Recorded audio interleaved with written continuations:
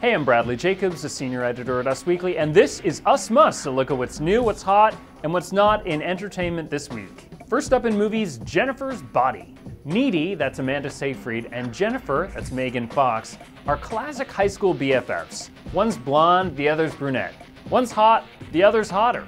But one night after a concert, Jennifer takes off with some members of the band and comes to school the next day with a cannibalistic taste for boy flesh. The script by Juno's Diablo Cody, this is a hip horror movie about a girl gone supernaturally wild and the lengths to which her best pal will go to save them both. Next up in movies, The Informant. Matt Damon scores hugely as a Midwestern biochemist who tells the FBI about his price-fixing corporation and then slyly plays the feds against his employers while embezzling millions. Jauntily directed by Steven Soderbergh, the movie sometimes gets a little too hung up on details and exposition. But through it all, Damon ages convincingly, losing both his hair and his boyish looks as a brilliant bipolar businessman who's not quite as square as he appears. Over in TV, get ready to go to Cougar Town. Dear Courtney Cox, you are officially forgiven for dirt. The lovable Frenzalum returns to her funny bone roots as Jules, a feisty but insecure real estate agent who at 40 has to deal with being a divorced mom in Babe-filled Florida.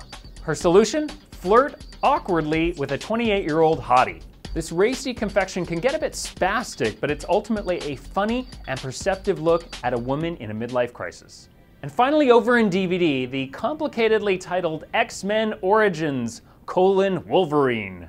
In this somber prequel to the X-Men saga, Wolverine, that's Hugh Jackman, as a boy accidentally impales his dad, fights in various wars alongside his brother Liev Schreiber, and then turns against his siblings' violent ways.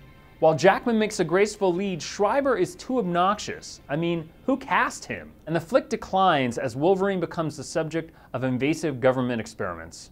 I'm Bradley Jacobs, and we'll be back next week with another edition of Us Must. In the meantime, all of these reviews and more can be found in the new issue of Us Weekly magazine on newsstands now.